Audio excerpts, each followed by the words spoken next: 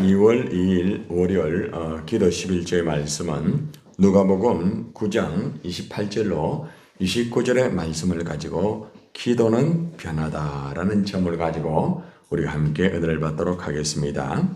누가복음 9장 28절로 29절의 말씀을 우리 함께 합독하도록 하겠습니다. 시작. 이 말씀을 하신 후 8일쯤 되어 예수께서 베드로와 요한과 야고보를 데리고 기도하시러 산에 올라가사 기도하실 때에 용모가 변화되고 그 옷이 휘어져 광채가 나더라. 아멘. 기도는 변화이다. 기도하면은 변화가 될까요, 안 될까요? 변화가 되는 것이 정상이죠. 그죠? 기도로 변화되면은 삶이 새로운 삶이 되고 그 사람이 정말 새 사람이 됩니다. 근본에 우리가 기도 시리즈를 통하여서 그죠?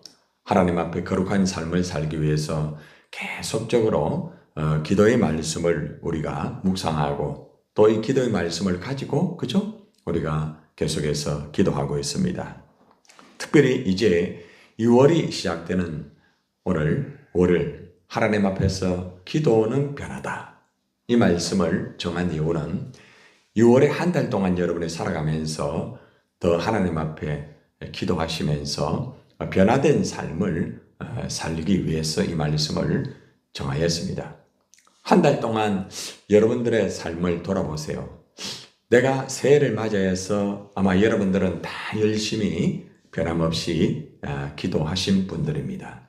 자, 그런데 내가 기도한 만큼 얼마나 변화가 되었는가? 나의 어떤 생각, 그죠? 나의 어떤 말, 여러 가지 다양한 변화가 있을 수 있겠죠. 기도를 한 만큼 변화가 돼야 돼요. 기도는 열심히 했는데 변화가 없는 사람이 있을 수가 있거든요. 그죠? 그래서 우리가 기도는 반드시 변화가 같이 이렇게 이어져야만 그 기도가 하나님 앞에 영광이 될 수가 있고, 그죠? 우리에게도 아름다운 열매가 되지 않겠습니까? 사도 바울은 이 고린도 교회 성도들에게 새 사람이 될 수 있는 그 비결을 뭐라고 말하는가 하면은 고린도후서 5장 17절 여러분 잘 아는 말씀이죠.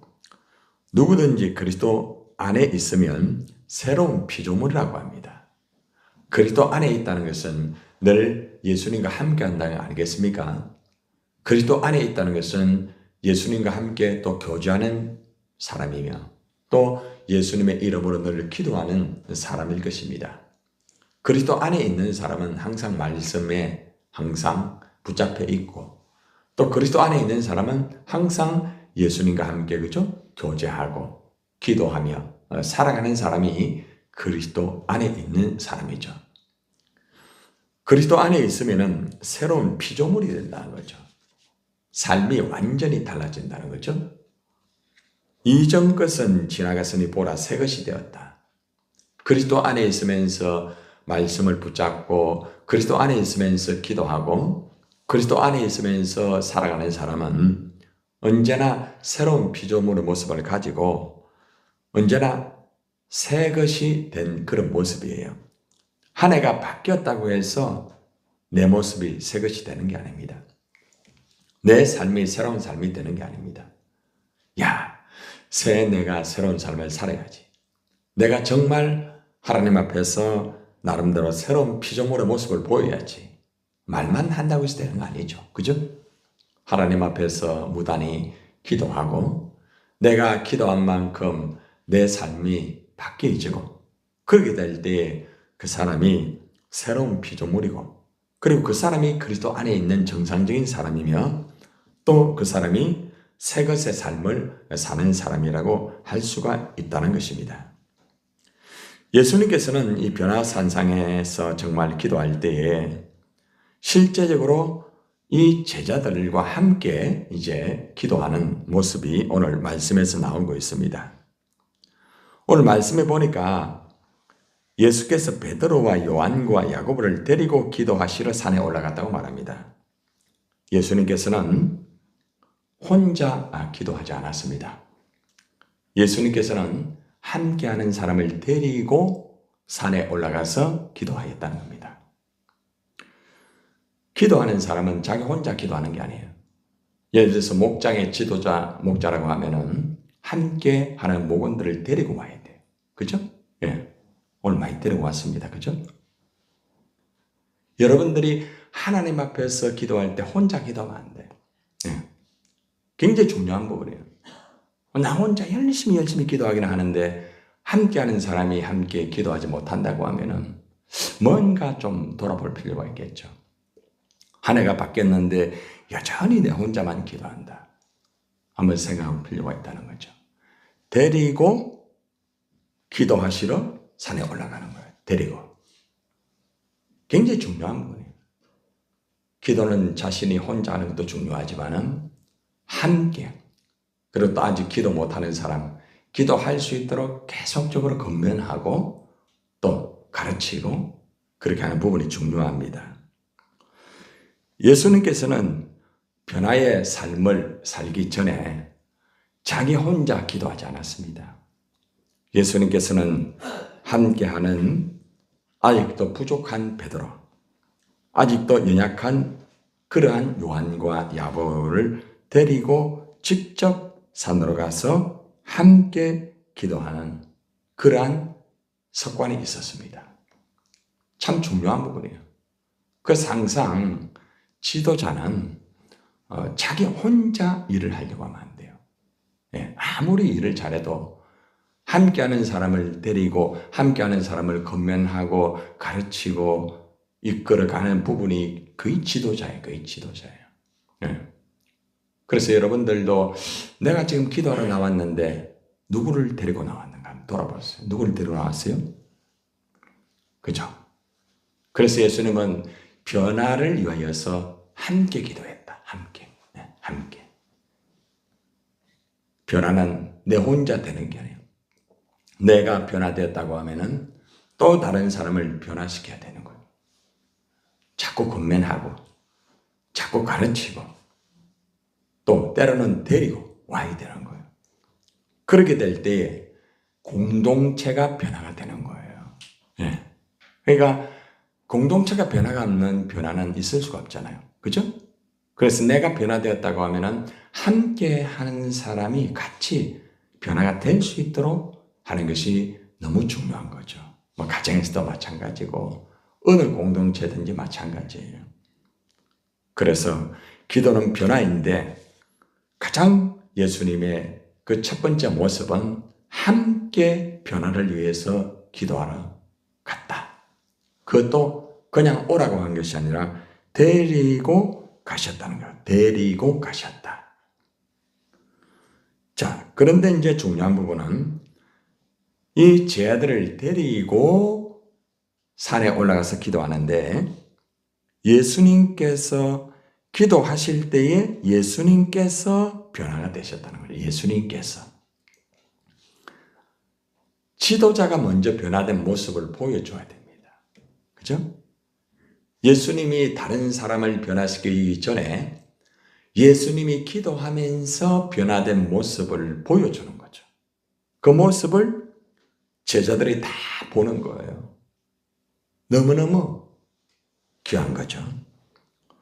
예수님이 기도하실 때 변화가 되셨는데 두 가지의 변화의 단어를 씁니다. 하나는 용모가 변화되고 라고 말합니다. 용모가 변화되고.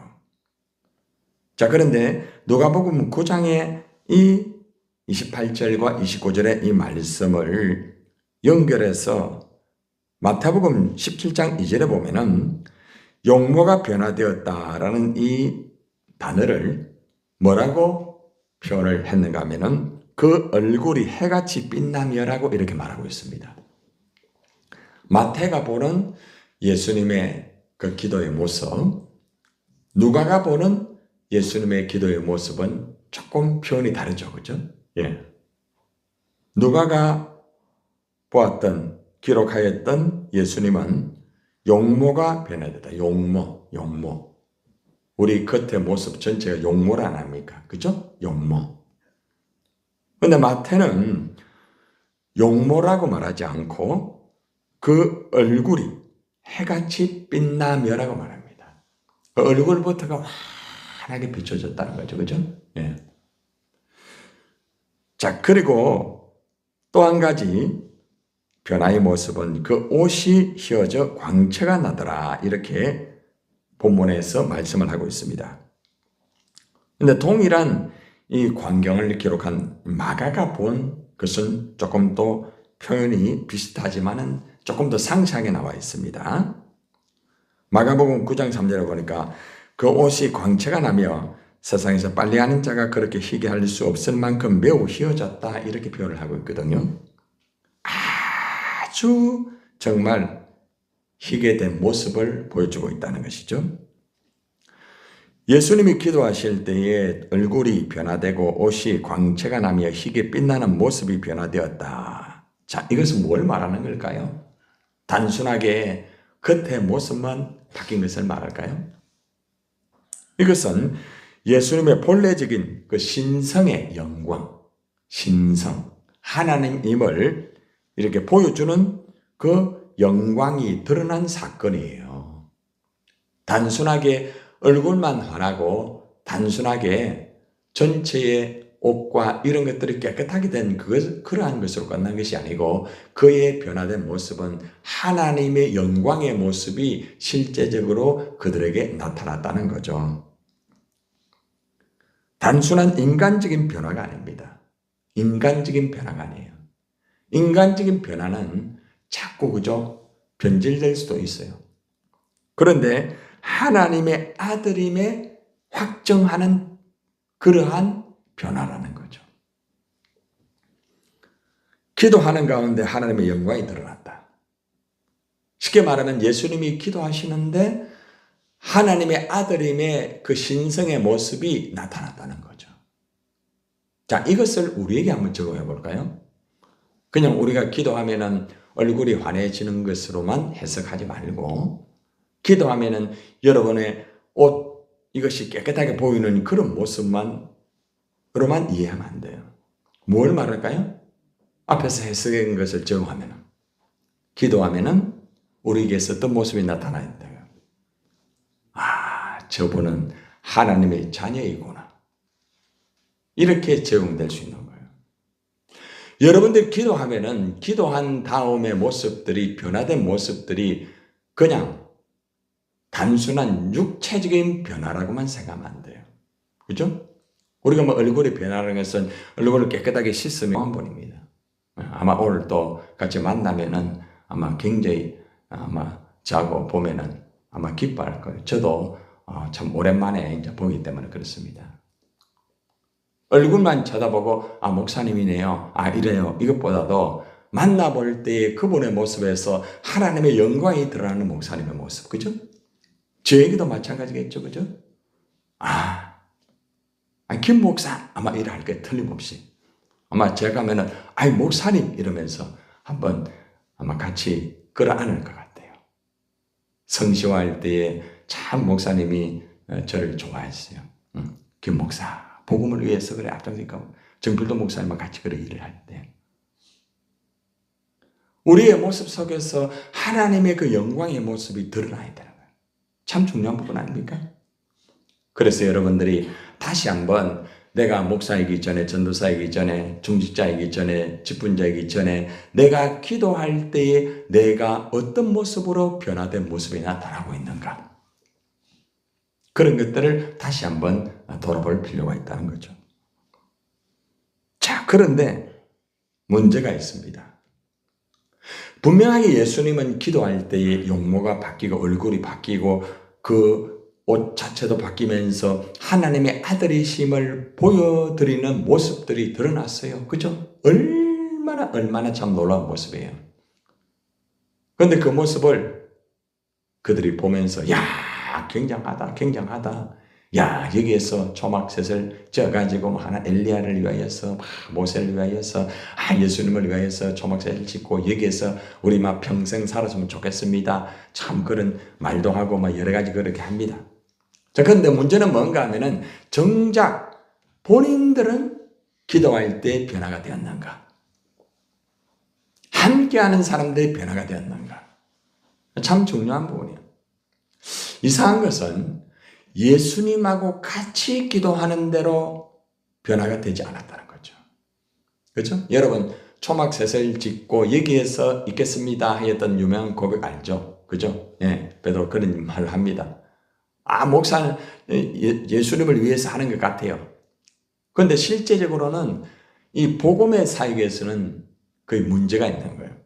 왜냐하면은 기도하고 변화가 되었으면은 뭐 하라고 해야 됩니까? 전도하라고 해야 돼요. 변화가 됐으면 전도하러 가야 돼요. 그런데 전도하러 가지 않고 여기가 조상우리 여기에서 라고 하는 단어가 있죠. 그죠? 그럼 변화가 아니에요. 변화된 삶은 내 모습에서 예수님의 모습이 나타나고 하나님의 자녀의 모습이 나타나는 것도 중요하지만은 복음으로 이어지는 것이 진정한 변화라는 거예요. 아시겠습니까? 그래 해석이 되는 거예요. 그러나 제 아들은 변화가 되지 않았다. 여러 가지 성경 부분에서 있죠. 예수님은 겟세마네 동산에서 기도하는데 제 아들은 같이 있었지만은 기도하지 못하고 잠을 잤다. 깨어있으라. 시험에 들까. 그렇게 말씀했습니다. 한마디로 말하면 기도해야 되는 시간에 기도하지 아니하면 시험에 들게 되고 기도하는 시간에 올바르게 기도하지 않고 그냥 예수님만 쳐다보고 있으면 안 되는 거예요. 여러분 베드로가 예수님의 변화된 모습 봤어요? 안 봤어요? 봤죠? 그죠? 봤잖아요. 본다고 변화가 됩니까? 본다고 변화가 돼요? 아니에요. 내 안에 속 사람이 변화가 돼야 돼요. 그죠? 너무 중요해요. 교회 온다고 변화가 될까요? 아니에요. 교회 와서 누굴 만나야 돼요? 예수님을 만나야 돼요. 예수님. 성령을 내가 받아야 되는 거라. 그래야 변화가 되는 거예요. 그래서 우리가 기도는 변하다 했는데 아무리 기도를 하여도 변화가 되지 않는 사람의 특징이 뭔가 하면은 올바르게 기도하지 않는 사람. 그 다음에 기도하는 시간에 엉뚱한 생각하는 사람. 기도하는 시간에 비몽사몽하는 사람. 중언부언하는 사람. 다양하겠죠. 그죠? 그래서 우리가 늘 제가 말씀드리는 것이 기도할 때 정신을 똑바로 차리고 기도해라. 그리고 정말 하나님 앞에서 집중하여라. 그죠? 올인하여라. 그래야 변화가 되는 거예요. 그죠? 내 언어가 변화가 돼야 돼. 그죠? 내 생각, 모든 것들이 변화가 되어져야 그 속에서 하나님이 역사하는 거 아니겠습니까? 여러분들, 예수님처럼 끼어서 바로 기도할 때에 5가지의 변화가 올 수 있습니다. 가장 첫째는 생각의 변화가 옵니다. 생각의 변화. 내가 기도하면서 변화되기 전에 내 생각이 자꾸 부정적인 생각을 해요. 자꾸 극단적인 생각을 해요. 그런데 기도하니까 생각이 바뀌는 거예요. 긍정적인 생각, 좋은 생각, 아름다운 생각. 그죠? 이것이 변화가 된 거예요. 생각의 변화가 없으면 삶의 변화는 없어요. 여러분들이 오늘 와서 말씀을 들으면서 생각이 변화가 먼저 돼야 돼요. 생각이. 나 혼자 기도하러 나오는 게 아니구나. 데리고 나와야 되겠구나. 데리고 나오세요. 데리고 나와야 돼. 이게 바뀌면 체크를 안 했구나. 한 번 더 점검을 안 했구나. 문자를 안 보냈구나. 그죠? 안 보내셨죠? 생각이 바뀐 거예요. 그럼 이제 내일은 여러분들이 생각이 바뀌기 때문에 이제 달라지는 거죠. 그리고 두 번째는 뭔가 하면은 얼굴의 변화가 있어요. 얼굴의 변화. 얼굴의 변화라는 것은 그냥 뭐 어떤 화장품을 바르고 그런 변화가 아니라 내면이 바뀌면서 결국에는 내 얼굴에서 환한 얼굴이 되는 거예요. 여러분, 마음이 깨끗하면 얼굴에서 나올까요? 안 나올까요? 나옵니다. 여러분, 생각이 어둡고 마음이 어두우면 얼굴이 어두울까요? 밝을까요? 밝습니다. 그죠? 예. 얼굴이 밝아야 돼요. 기도하는 사람은 얼굴이 밝아야 돼요. 기도하는 사람은 얼굴이 우울하면 안 돼요. 예. 기도하는 사람은 얼굴이 항상 환합니다. 응? 오늘 옆 사람 얼굴 한번 쳐다보세요. 환합니까? 많이 화나네요. 그죠? 얼굴이 환해야 돼.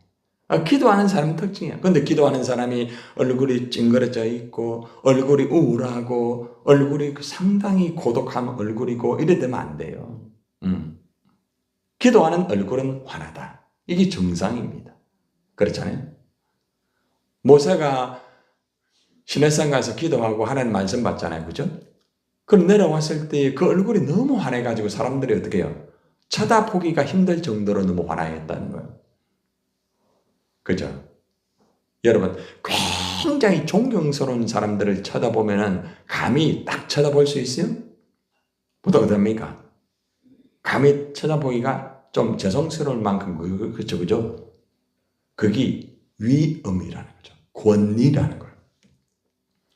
여러분의 얼굴에서 그런 하나님의 권위가 나타나야 돼. 얼굴에서 권위가 나타나는 거예요. 우리 한번 돌아봐요. 우리의 목원들이 내 얼굴을 보면서 영적인 권위를 인정하는가? 나의 모습을 보면서 과연 목사님이기 때문에 그게 아니에요.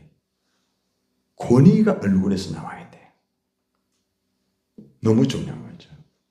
한번 여러분들이 거울을 보면서 내 얼굴에는 영적인 권위가 있는가?